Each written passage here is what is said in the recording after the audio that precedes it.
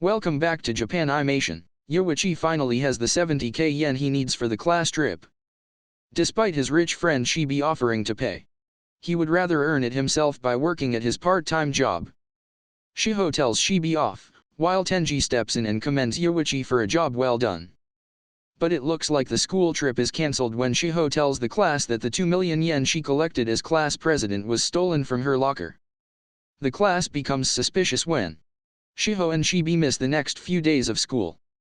Yuuichi finds a letter from Shiho claiming she has something important she has to tell him and to meet up that night in front of the school gates. He arrives to find Shiho and the rest of his friends demanding to know why he sent them letters. Something's not right, just as Yuuichi figures they've been set up. He gets tossed and blacks out. The group wakes up in a white room, confused when someone dressed as Manabu-kun, a character from a late-night anime, shows up and announces that they are there to play a few simple games. One of them apparently owes 20 million yen and paid 2 million in entry fees. One of them must have stolen the money for the class trip. If they don't play, that person will still owe the entire 20 million, but if they do, it will be evenly split between them, each owing a total of 4 million if they lose. Then they're all on the hook for their individual debt. But, if they decide to play, they have the chance to reduce their debt, that is, if they can win, of course. They are all given name tags with their own debt displayed on the back. However, if they show that number to anyone else, it will automatically double. It's a game of trust, testing the limits of their friendship. Which is more important, money or friends? They enter a fake classroom where the first game is Kokurai. All 5 must answer a yes or no question, placing their hand on a giant coin. If even a single person answers differently, the coin moves in accordance with the minority vote. The person reading the question is the only one permitted to speak. If anyone speaks out of turn, their debt doubles. The first question is a no-brainer. The answer is obviously yes. Yuuichi places his hand on the coin, but the group answers no. How could they possibly get it wrong? Shiho is about to have an outburst when Tenji and Yuuichi quickly cover her mouth, putting a finger to their lips. They point at the board, reminding her of the rules.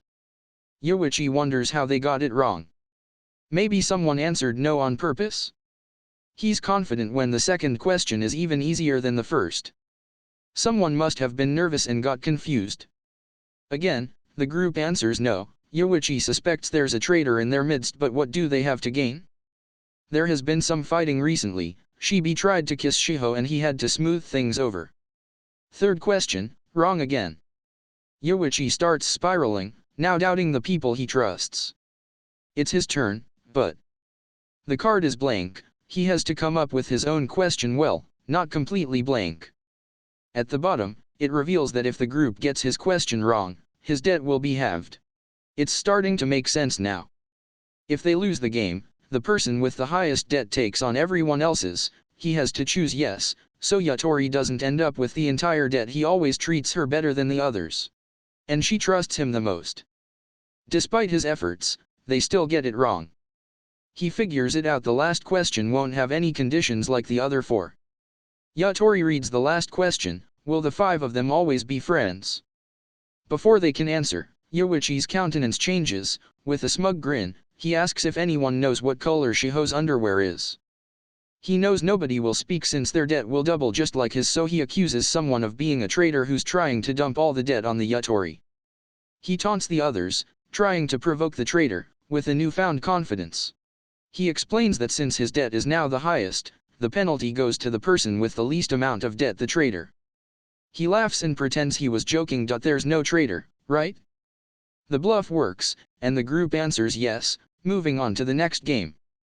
Yuuichi wants to weed out the traitor before the next game, so he asks how much debt everyone has, to which Tenji replies that they should all have the same amount since they won the game, 3.6 million yen.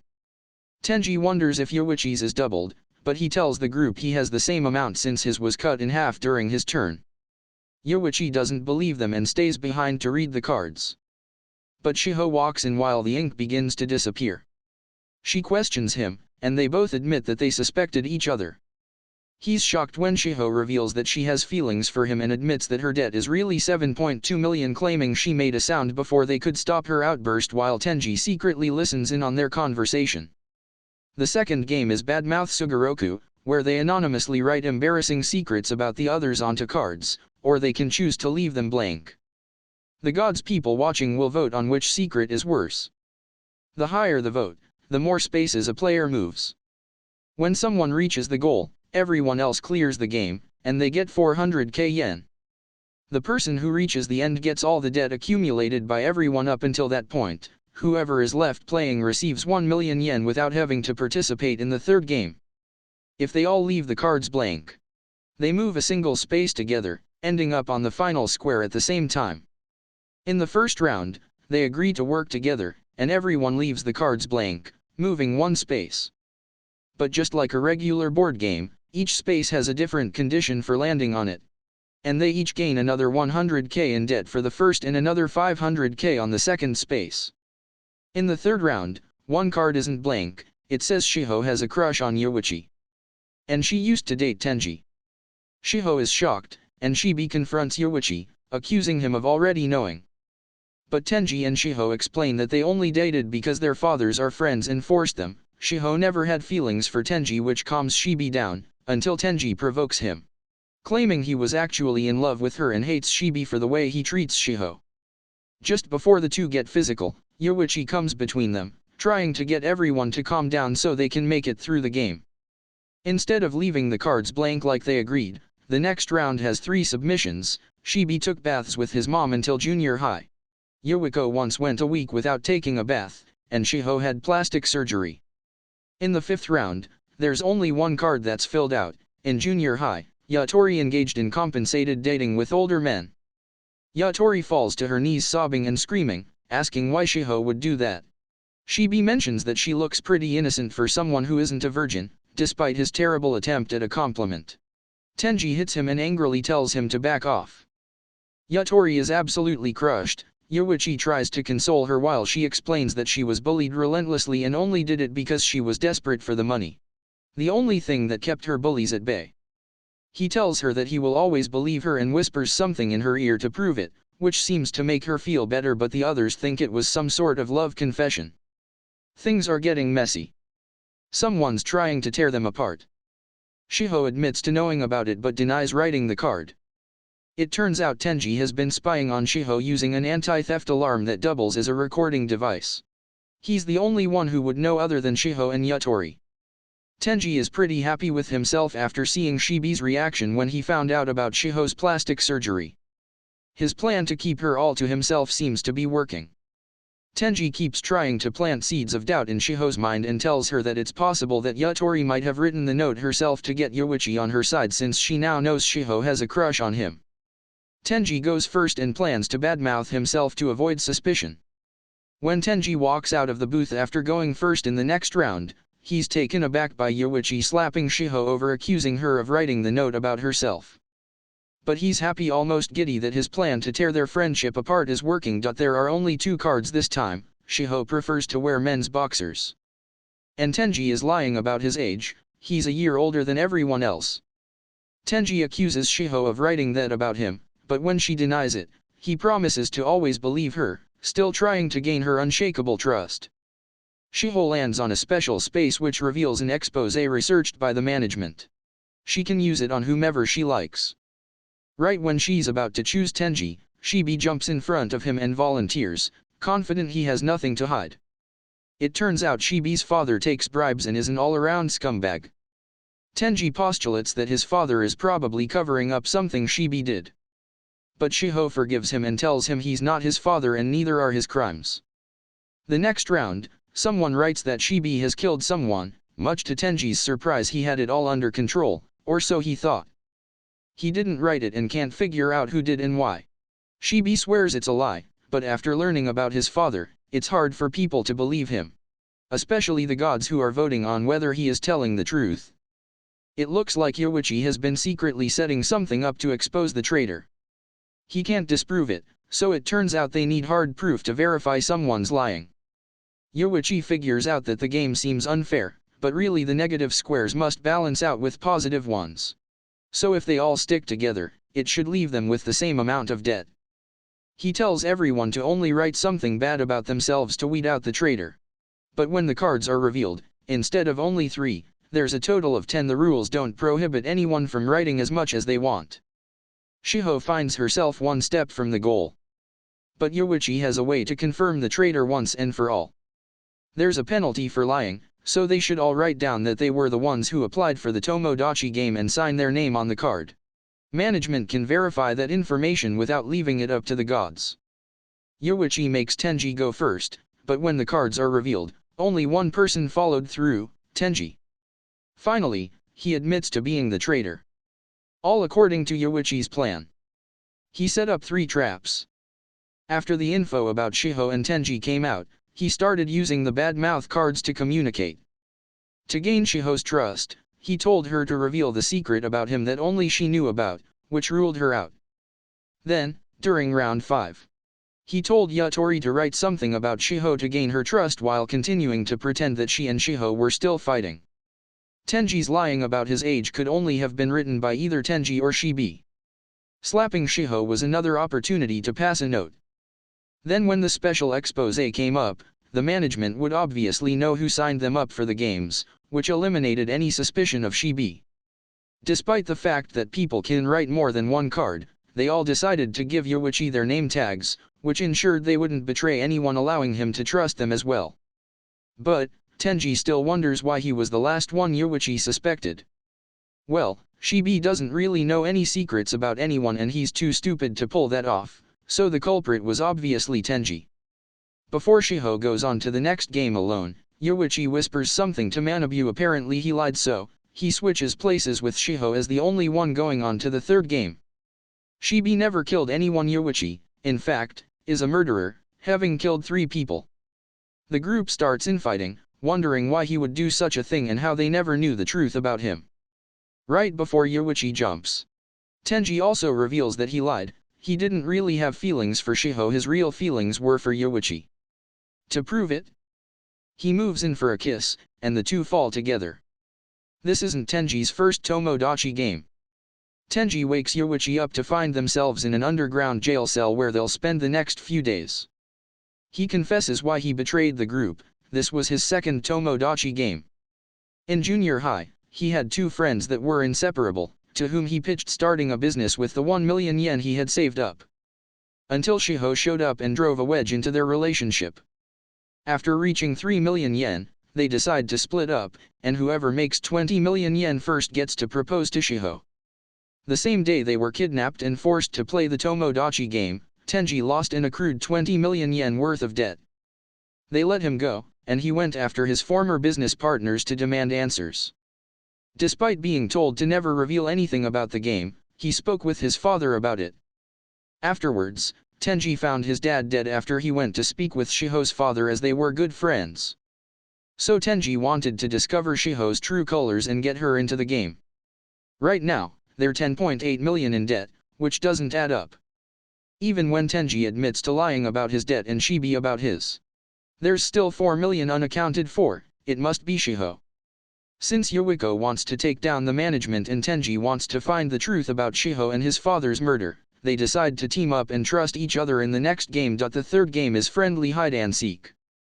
They must face another team where a single member from each hides while the rest seek the other team's hider. There is a possibility to change teams, but if that team wins, the player who switched doesn't progress to the next game. However, their debt is transferred to the other team's members. There is a twist. Another team only had 1 member survive, and they have a chance to gain a new ally. When Yuichi asks if she's a girl, he immediately accepts her onto their team. They have 2 hours to choose a hiding place before the game begins.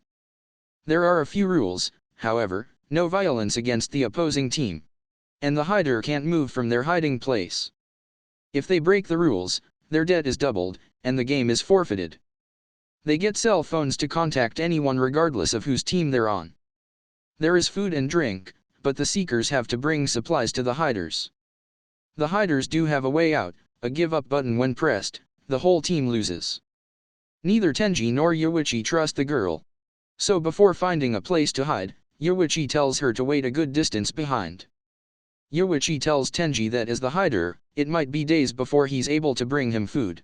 And he just has to hold out until then. After 2 days, Tenji begins to become paranoid that Yuichi is going to betray him, but he stays his hand. Instead, he decides to call him, but one of the other team members picks up and tries to remove any hope Tenji has left, telling him Yuichi and the girl have been sitting by the food and sleeping without even bothering to search. In their real lives, Juzo is the captain of their basketball team, which is why they're so close. He tells them that it's nearly impossible to find the other team's hider since they don't know how big the forest really is. Instead, they should follow the seekers when they try to bring him food. When Yuichi offers to join the other team, most of the team agrees to let him join, but they need the captain's approval before they can decide. Yuichi begins to laugh, egging them on. Aren't they able to make their own decisions without the captain holding their hand? He almost wins the game when Hyakutaro gets angry and has to be held back so he doesn't hit Yuichi. The captain refuses Yuichi's offer unless both him and the girl join. They refused their counter-offer and neither switched teams. The next morning, Yuichi eavesdrops and tries to butter Hyakutaro up and get info out of him, learning that the other team is sensitive about whose debt brought them here in the first place. Hyakutaro says he got the captain injured too many times while practicing. If he's such a nice and upstanding guy, how did he find himself playing the Tomodachi game? Chisato immediately cuts his teammate off, telling him to go watch over the girl on Team C, only to find her sleeping bag empty. He goes to look for her and finds her half-naked trying to bathe as soon as Team K becomes distracted. Yuichi makes a run for it. The two from Team K almost catch them, until Yuichi pushes his teammate Maria over a ledge. Both of Team K's members stopped to help her. Yuichi reaches Tenji and is able to finally give him food and let him in on the plan, to bring the hothead Hyakutaro down to dismantle the group's tight-knit friendship. It's time to set up a honey trap and catch some flies. Yuichi provokes the other team by pretending to abuse Maria, hoping to start infighting on Team K since violence isn't against the rules as long as it's against a fellow teammates. Hyakutaro and Chisato fight, but K steps between them and suggests they speak with the captain about her switching teams. He refuses, so Hyakutaro decides to join Team C. He immediately attacks Yuichi after joining the team, so Yuichi and Maria have to tie him up. Yuichi listens as Maria tries to convince him to give up their leader's position, but it turns out that Hyakutaro doesn't know where Juzo is hiding. He never did. K told him that they would have to talk to Juzo over the phone before they made it to his hiding place since Yuichi was up to something. It suddenly clicks. Yuichi figures out that K is the real leader. He's been using the captain, Juzo, as a puppet. K takes Yuichi's call, boasting that they've already won, and he should give up. He's a genius after all. K explains that he guaranteed their defeat by letting a time bomb like Hyakutaro join their team. Yuichi tells Maria it's over, there's no way they can win.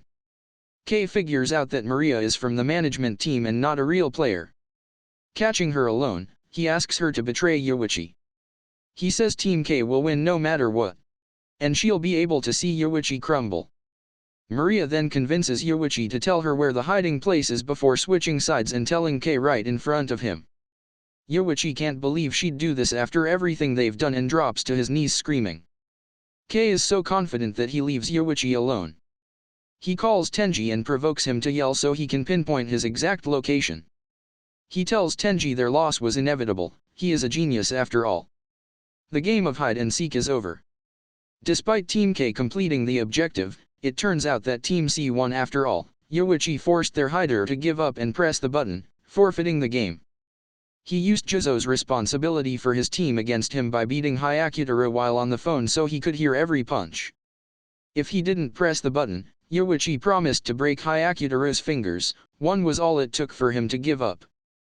Yuichi let the captain hit him as many times as he did Hyakutaro for payback, but Hyakutaro held him back, telling him Juzo it was enough.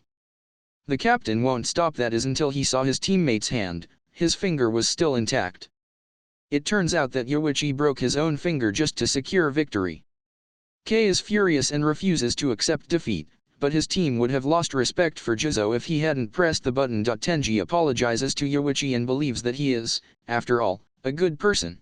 However, Yuichi doubts him. If he were his old self, he wouldn't hesitate to break Hyakutaro's fingers to win. They are allowed to go home for a bit after the third game, just like their other friends after the second game, but they are warned not to talk about the games or run away. When Yuichi and Tenji return to school, they only find Yutori. Shiho and Shibe have disappeared. Shiho was immediately accused of stealing the trip money along with Shibe. 2 days later, Shibe's dad was arrested, and they stopped coming to school again. 2 of Shibe's friends burst through the door, wondering why they aren't with him showing up at his house. They discover that he's being arrested for murder. Tenji recognizes Shiho's dad at the scene and warns him to stay out of it. He threatens their loved ones if they get involved, while Yuuichi calls his bluff, saying he'll have to come straight at him, since he has no one to lose. Yutori finds them on their way back, but Yuuichi tries to get rid of her and make sure she doesn't ever talk to them again for her own protection. But when Tenji and Yuuichi get a call telling them she's been kidnapped, they're asked to play another game. But this isn't Tomodachi, this is real.